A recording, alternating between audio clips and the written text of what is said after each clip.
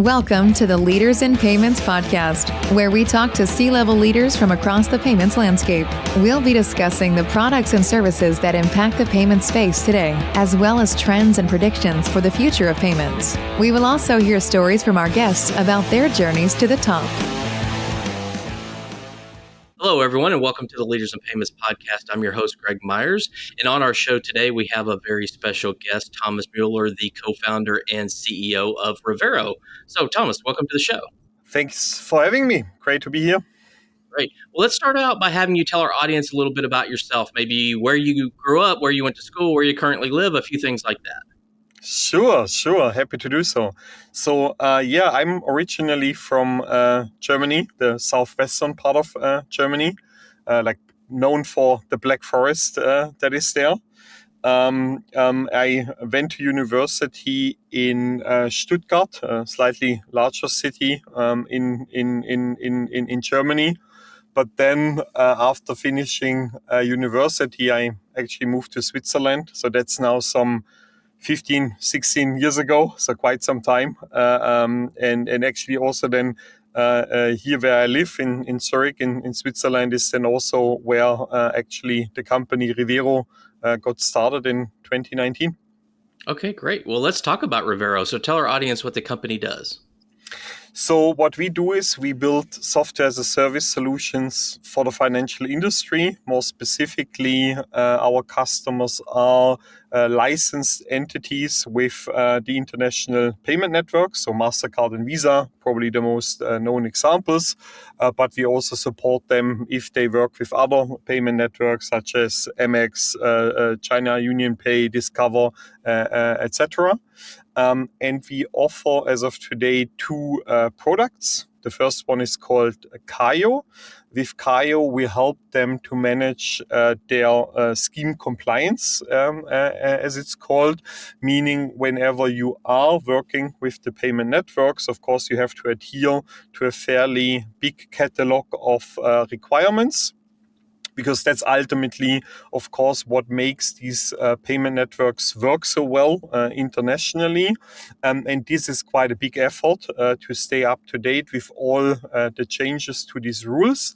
And with Kayo, we have developed a software solution to help banks with that because we didn't find any player in the market that actually is offering something like this, even though it's at the very center of payments, right? And it's at the very center of having a license with the payment networks. And then the second product we have is called Amico. And Amico is a solution that helps specifically issuing banks, meaning banks that put out payment cards to deal with the domain of fraud recovery and dispute management in a way more efficient manner. So in that area, we are certainly not the only player in the market. There are also other companies providing dispute management software. But I think where we differentiate ourselves is that our approach is a end-to-end approach, meaning all the way to the customer of the bank, meaning the cardholder. So we do that by offering a virtual agent. You can think of that as a chatbot that the bank can integrate into their digital channels. So we can have that conversation with the cardholder about the problems they are facing. And then on the other side, we have a tool for the back office employees at the bank to manage those cases. And we are also directly integrated again with the payment networks, meaning it allows us then to send these disputes or sometimes called chargebacks directly into the network. And that allows to a way higher degree of end-to-end automation than what traditional tools in the space allow. Okay. And you mentioned banks or financial institutions as a customer. Who else are your end customers? So it is really the focus on those banks. However, within the space of banks that hold a license with the payment networks is nevertheless quite a list of different entities. So customers that we have can be kind kind of like the retail banks you bank with, right? It can be like something like, I don't know, like a Deutsche Bank, like an ING, something along those lines. But it can also be more a somewhat more behind the scenes hidden player. So you also have more and more these so-called banking as a service providers that basically offer cards as a service to others. And then they would very often nevertheless partner and work with the banking as a service platform. And of course, if I talk about banks, I mean by that both kind of like the very established players that sometimes are called the incumbents, but also, the more, the neobanks, the challenger banks, especially once they have reached a certain size where they then also start having a bigger card portfolio. So I would say our sweet spot is usually with banks that have 1 million and above cards in the market. Okay. And are your solutions global in nature, so you could have customers across the world? Oh yeah, that's actually one of the things that maybe also differentiates ourselves from other fintechs, because our solutions are very much linked to the way these international payment networks operate. By design, our product are not country or region specific. Right.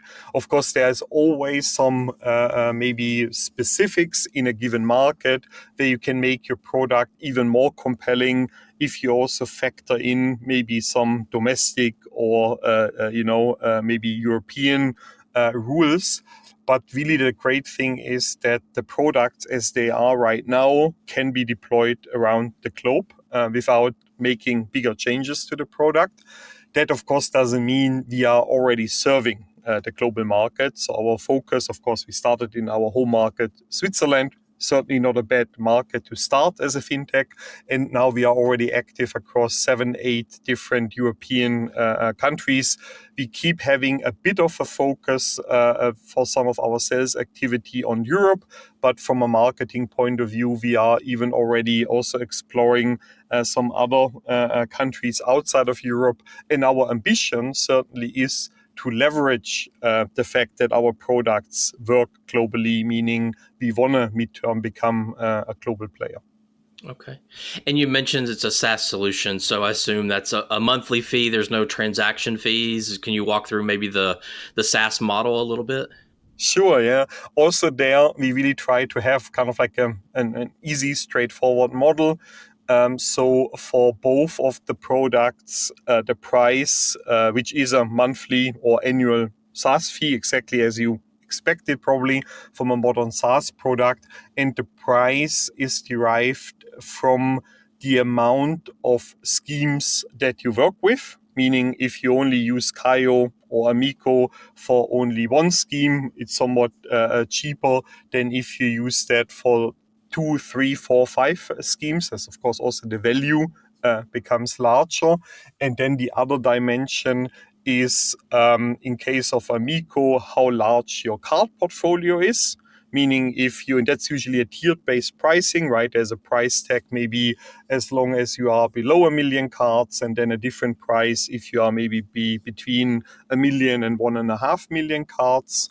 And for Kayo, it's based on the regions you operate in as a bank, right? Do you have a license with maybe Visa for a single market or maybe for all of Europe? So we really try to keep the pricing model straightforward as well. Okay. One more question about the company. How do you go to market? Do you have a sales team? Do you have a partnership channel? Sort of, how do you go to market? Yeah, that's a great question. So, of course, like every startup, we tried all of the above, right? So you have to kind of like figure out what works for you. Now, for us, our main channel is in fact our own marketing and sales team. Where we have both, of course, some sales resources here at our headquarters in Zurich, but we already also started to hire a bit more of an international sales team. So we also have account executives, for example, in the UK, in London, to cover certain international markets. I would say most of the leads and deals we generate come from our own outbound, but also more and more inbound channels, right? That customers just find us on Google, right? Come to our website, book a demo call. However, we also do work with partners, and they are probably the most noteworthy one is Visa.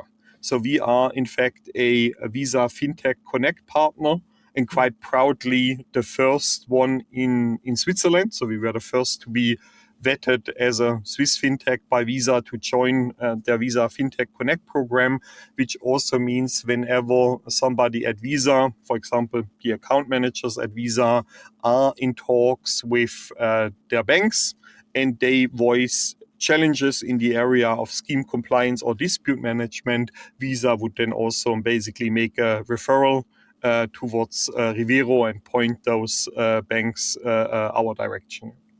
Okay, great. Well, you sort of answered this, but maybe you could kind of summarize it and then add to it if you need to about what differentiates you from your competitors in this space. Sure. So for Kayo, and I know it's always a little bit dangerous to claim that as a startup, but really to the best of our knowledge, there is no competitor, right? We are not aware of any other SaaS software company that offers a solution similar to Kayo that allows you to manage your compliance. Of course, there are a lot of players in the market that aim at helping banks with general banking regulation compliance, which anyway is a more, country-specific or region-specific topic. But for the area we are in, meaning your compliance with the payment networks, we are not aware of another player. Also, Visa, our partner, is not aware of any other player, and I guess they should know, right? So we are proud to say that we don't face competition there. However, when it comes to Amico, as I mentioned already earlier, we are not the first and only one to provide a dispute management solution for banks. I would say what sets us apart there is, first of all, we are, I think, the youngest solution, which of course now you might say is not only an advantage, right? Maybe banks also then think about like, well, but it's a startup, will they still be around in a couple of years from now? And of course, the answer would be we already have a fairly large customer base, and arguably we are also maybe more of a scale up now than a startup. But I think one or a couple of the USPs we have is that first of all, our solution is software as a service, as opposed to most of the other products in the space that are very traditional software products, right, where the bank's IT has to basically install it, operate it, etc. And then I think the arguably probably the biggest USP is simply our degree of automation and the fact that our solution is not just a solution for the back office case handlers, but it's a solution also all the way towards the consumer, the customer of the bank. Okay. So where do you think this is all headed in the next, say, 3 to 5 years? Certainly you can answer in a macro level about payments as a whole, or certainly, within your domain, however you want to answer the question, but where do you see it headed in the next 3 to 5 years? Yeah, I really like that question. So maybe starting a little bit kind of like the area that we cover, but then happy to also speak a little bit maybe to the bigger domain of payments. So I think for us and the areas we cover, certainly the next years are all about taking it to the international stage. I mean, there's so many markets that we haven't even started to develop. And I think, the topics we cover are topics that need to be addressed globally. And we believe there is a lot of opportunities. And now speaking a little bit more to, I think, where I see in general the area of payments going, which of course is also related then a bit to where we see the evolution of our products, is kind of like that. So if you would have asked me this question maybe 10 years ago, I would have probably made a completely wrong prediction, because I would have predicted that in 10 years from now, we will have less payment methods and less payment schemes, right? I always assumed MasterCard and Visa will just continue, their dominance, and a lot of countries will simply not bother, trying to really build alternatives to that. But the interesting thing is that, like I said, quite the opposite is true. And I believe that will only continue from here. So, which comes also as a challenge for you as a retail bank, because going forward, in order to serve your customers well, you also have to support a whole catalog of payment methods, right? You're going to still support MasterCard and Visa, because I think nobody is going to challenge their international dominance anytime soon. But you might also have to cover a successful domestic scheme. For example, here in Switzerland, we have Twint, that is super successful. As a bank, you have to simply support that as well. Then you might be in a region, for example, in Europe, where there are ambition to also create alternatives to the existing establishment. So you have, for example, the European Payment Initiative that has launched the Vero wallet. While it's at the moment only peer-to-peer, it has ambition to go to e-commerce and to the point of sale. So you're going to have to support that.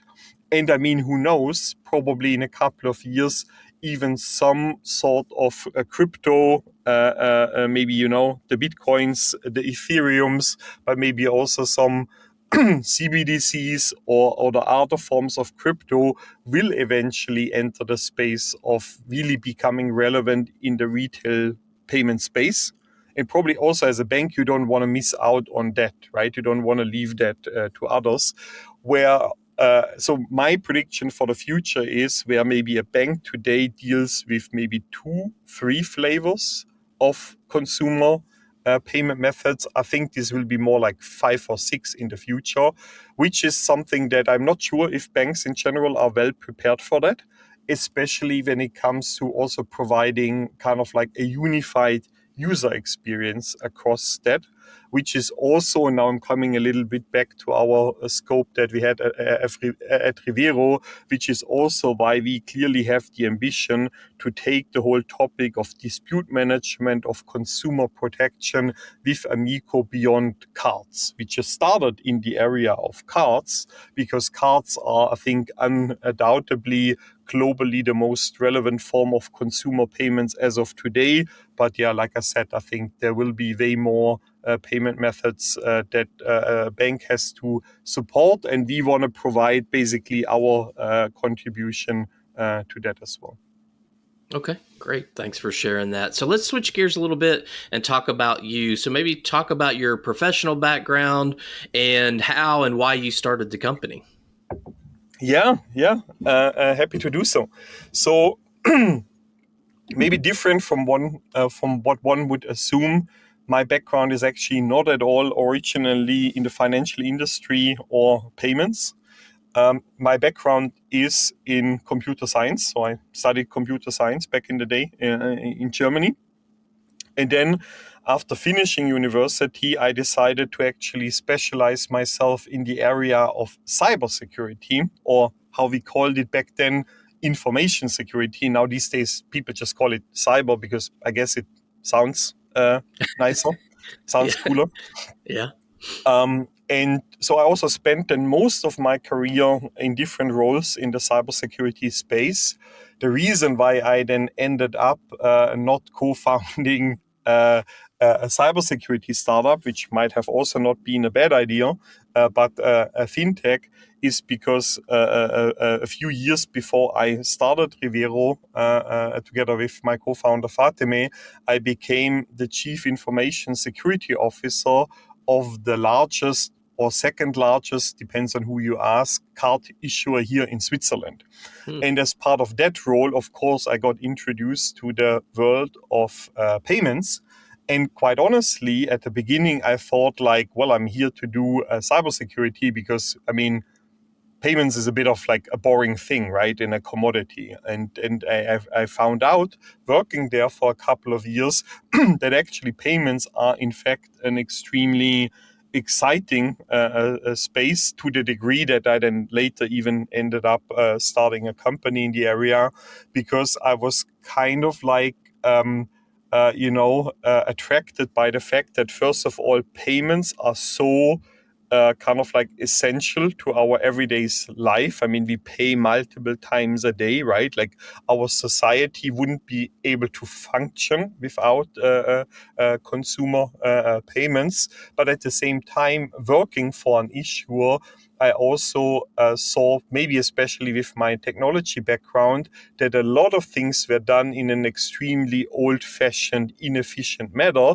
That also led to a lot of frustration for me in my role, also together with Fatime, that I got to know working at that very same company. And that at some point we just decided, look, there are now basically two opportunities. We can either keep complaining about all the things that are not being done well and efficient in this space of, especially on the issuing side, or we can do something about it and try to be more part of the solution, which was then basically the motivation to start Rivero in 2019. Okay, great. So, what are you passionate about? So, maybe one work-related passion and one personal passion. So work related, I think it is clearly everything around product. I find it extremely satisfying, to have this experience of, you have an idea, you talk to people about an idea, and the idea could be maybe related to a whole product or just a feature within an existing product. You brainstorm it, you design it together with, a designer, but also your engineering team. You implement it, you launch it, and then you speak to your customers, and they love it, right? I find that extremely satisfying. And I think, that's why I would say that, even though I have my background in engineering and I'm kind of like a cybersecurity expert by training, what my true passion is actually product, and having this experience, which is probably also the reason why at some point I was motivated to try to start a company. Personally, I would say my biggest passion, even though the last few years I didn't have a lot of time for that, but that certainly would be traveling, being able, to go to different places, have different experiences, especially also in the context of just seeing how different societies function, right? Like the Far East, like, China, Japan is so different from the place I live in, Switzerland. But Switzerland is also already quite different in certain areas compared to, I don't know, Germany, the Netherlands. So that's a big passion. Unfortunately, I didn't have too much time the last few years, busy building a company. But if one day I would get to retire early, this is what I would probably spend most of my time with. Yeah. Okay. So if someone comes to you and they're maybe right out of school or right out of university and they're interested in a career in payments or fintech, you, as someone who hires people, they come to you and say, "Hey, what would you tell me to do to be successful in this industry?" What would you tell them? That's a tough one. To be successful in the space of fintech. So in general, right? Not necessarily from an entrepreneurial point of view, just as a professional, you mean? Yeah. Well, I would say there's probably a lot of kind of like, so to say, desk research to be done, right? And I think you really have to be willing to sometimes really go deep into the rabbit hole, right? Because I think there's a lot of people in the fintech space, because also it is an attractive area to be in.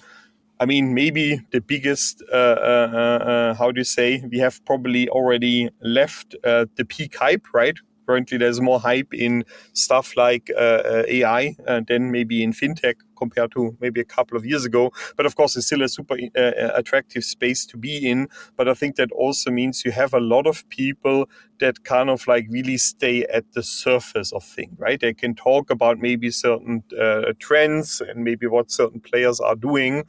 But I feel like fintech and just the subdomain of payments is so complex, way more complex than what maybe, meets the eye at first. So, and I think in order to really make a strong career, you have to be willing to put in the work and do a lot of discovery, a lot of reading, a lot of learning. And by that, I don't mean just be on, X all the time and just read the information nuggets, but I think you really have to go deep. I mean, also for us, in order to build the products we built, we had to go through hundreds or thousands of pages of MasterCard and Visa specification. And this is not the most attractive content to read, right? It's also not the most easy to understand content to read, but I think that can really put you in a position of can be your personal USP if you're just really a expert in the space. And I believe that applies not just to payments, but to fintech in general. Okay. So we've covered a lot of ground, obviously, about you and your background and the company and what the company does and maybe a little about the future. So anything else you'd like to add before we wrap up the show? Maybe just since we now talked about it, what would I tell other people that want to get into the space? Or what would I tell my younger self, for that matter? So I would say what I would really like to encourage people is to try to start more companies in the B2B space. And I mean that especially in the context of payments, maybe even especially in the context of issuing banks, because quite interestingly, you saw a lot of innovation over the past few years on the acceptance side, right? With players popping up such as Adyen, Stripe, and even a lot more, even younger companies than that.